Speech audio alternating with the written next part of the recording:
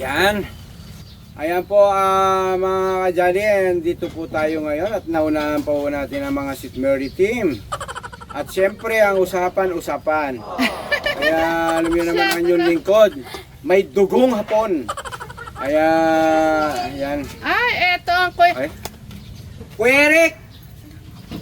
Nilak pa yata ni Kuya Eric ang kanyang pinto. Oo, ganyan yan. Oh. Syempre, lalak niya, baka yung kayamanan, manakaw. Si ano na yan? Si CR lang siya. Uy, gwapo lalo si Eric. Tumaba. Kasama nung malit ka pa. Wala ka pang brief nun.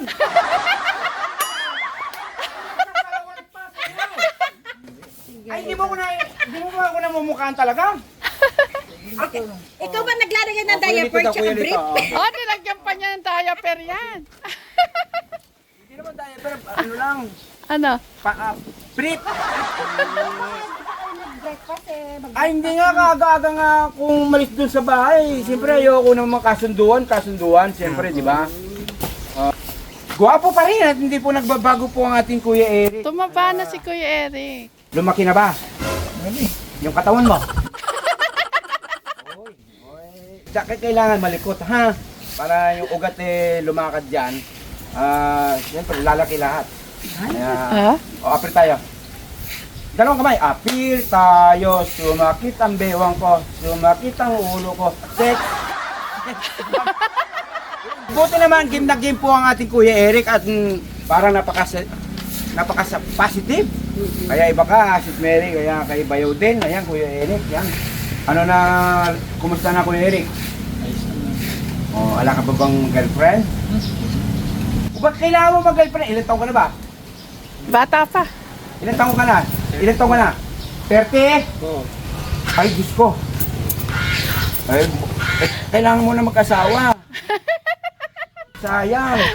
Gandang lahi mo. O, di ba? Oo. Dapat ikaw huwag mo sayangin yan. Mag-asawa ka. Sayang, pagka matanda ka na, may mag-aalaga sa'yo. Kaya pagka kailangan, pagaling ka, yan, sunod-sunod lang kay St. Mary. Yun, siyempre, inintay natin yung magsarili kayo, yan. Ha? Kaya, Kuya Eric, galaw-galaw, ha? Kaya pagsikat ng araw, salubungin natin sa labas. Galaw-galaw. Ano ang panggalaw? Sumayo kayo. Oh, diba dati gumaganon-ganon kayo talaga dati? Naalala ko yun yung ganun-ganon. Budots. Ganon. Oo. Yun, oo. Pagka ganun-ganon ka na, yung mga tuhod na yan, Gaganon-ganon mo. Galaw-galaw ang tuhod. oo. Pag medyo lakad-lakad mo yung mga tuhod na yan, para mas mabilis mo, Kaya yan, andini po tayo. Ayan, kaya andini po tayo para po matingnan po yung pong ginagawa ng ating pong Kuya Brian. Siyempre, ang dami mga nag-request na si Teglito pumasyal dito at makita ang kanyang project.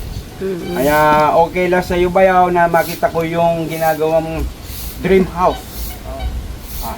Ni kayong dalawa ni St. Mary. Oh, dream house ninyong dalawa? Wow Yung ba para naman. sa inyo?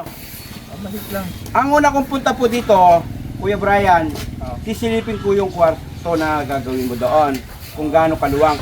Huwag mo masyadong luwangan ha, yung dalawang biling lang. Talaga ikaw, be?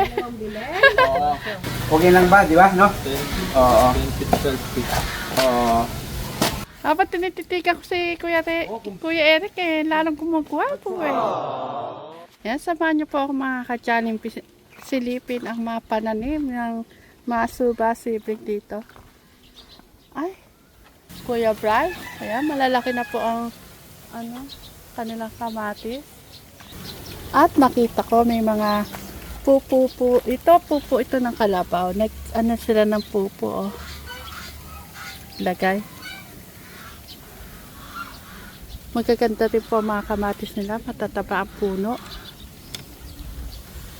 Kitang-kitang healthy ang kanilang kamatis. Malapit na po itong mamulaklak mga kadyali. At may mga talong. Oh, ayan o. Ang ganda nga. Tumaba yung mga puno. Nilagyan nyo lahat ng ano? Oo. Tulusan mo yan. Para ano? Tutulusan na namin to eh. Oo. Diba? Mga ilang, ano lang, 1 buwan lang, meron na kayong ha-harvest eh. Kaya nga eh, tsaga-tsaga lang. Kami nga, kailangan na namin ulit magtanim ng okra kasi ala na. At tumanda agad. Wala na ano namin okra eh, kadalas namin pitasan. Halos araw-araw mga kajali, pinipitasan namin ng okra. Kasi si Abby, si Angel, pag hindi po nila gusto yung isda, kasi gusto po nila puro pirito. Prito. Eh, siyempre, ako na sa prito. Mm. Sila po mismo mamimitas ng okra, hindi ko lang po nabibidyo. Yung magaganda yung mga tanim nyo. Sana yung sa amin, ganun din ang maging kalabas. Uy, kasi naman ang Kuya Lito mo, nakikita mo na may sipag ng Kuya Lito mo sa halaman niya. Umaga, tanghali, hapon. Kahit gabi, di ba, nakikita mo pag andun ka. Nagpa-flashlight. Baka may kumakagat sa halaman. Ano sabi niya na nakaraan? Parang may insekto. Oo. Oo, nag-aalala siya sa kanyang papaya. Mga kajali, gusto po ni ang inyong lingkod na si Techlits, tanggalin na po yung mga talong kasi baka to po makapinsala sa mga bunga ng papaya kasi ang dami pong bulaklak po ng papaya. Pero yan, gaganda yan. Uy, sana nga magbilang anghel kayo para may maanin kami. Anong talong yan? Haba o bilog?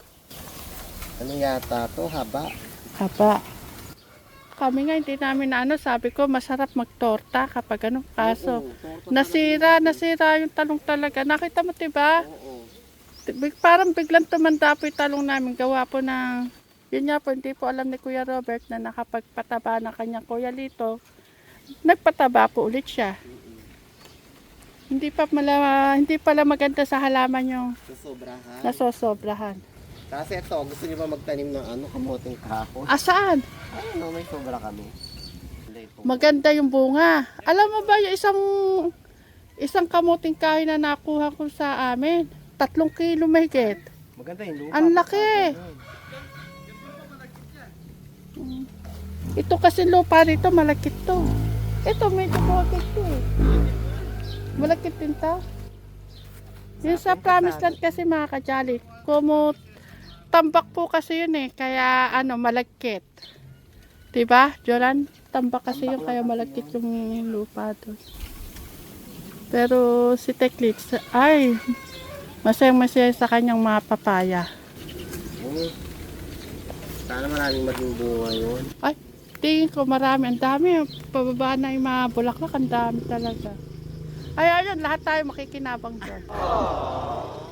Gagawa tayo ng atsara. Ayan, si Kuya Robert at si Ate Sharen. Madam Sharon, ano naman ang skincare reveal daw? Ate Sharen! I-share mo naman ako ng kumikinang-kinang na face na yan. Skincare reveal, sabi ng mga viewers. Ako po kasi mga kajali, okay na po ako sa sabong, papaya. Ganun lang po kasi ko eh. Eskinol nga po, hindi rin po ako gumagamit. Chinchansu. Siyempre, magkukujik na sabon kayo. Ako, Jik. Chinchansu. Hindi rin ako mahapti kasi. Oo. Sa una lang yun. Makati-kati pa. Pagka Sensitive yung nakasanayan balat. mo na, okay lang. Makati-kati pa pag yung ng Kojik. Nangangate Nangangati ka ko, oo. Nangangate ko ate. Tinaray ko na yung Kojik. Yang pagka ganun. Basta ako likas papaya. Oo, pwede din. Bigas pa O kaya Ako kasi placenta. Sa gabi kasi Placenta gumagamit soap. ako ng chinsanso, tapos sunscreen na nun sa araw. Mm. Kaya ganyan. Kaya pala makinang ka. ha? Pangyayamanin ang mukha ni Ate Sharon eh. Last skin. Kaya hindi kasi ako talaga nagpupulbo eh. Ako naman, Allergy ako sa ang ano pulbo. ko lang Ate Sharon, pag ako naligo, gusto ko may polvo. Mm. Kagaya niya, naubos na pala yung akin sunblock. Hindi ako nakapag sunblock, ang init. Hindi, ala na ang ginagamit, hindi pa ako Ako nag-sunblock. kasi sa pulbo, Sumugod kami allergy rito ako. sa Suba Sibling ng kainitan. Kaya nga talagang pagkakuan, kailangan, ayan nga, naka-jacket. Tsaka Ito, nag-jacket lang ako, pero wala akong ano sa mukha, protection. Ay, wala nga sunscreen. Ala, naubos. Di mo kaya si Madam Sharon, lagi Kailangan naka-sunscreen. mag-sunscreen. Ay, sosyal! Kahit mainit. Bumubulas. Kailangan nagsa-sunscreen ka, lalo na. Yung ba ang sekreto, ate?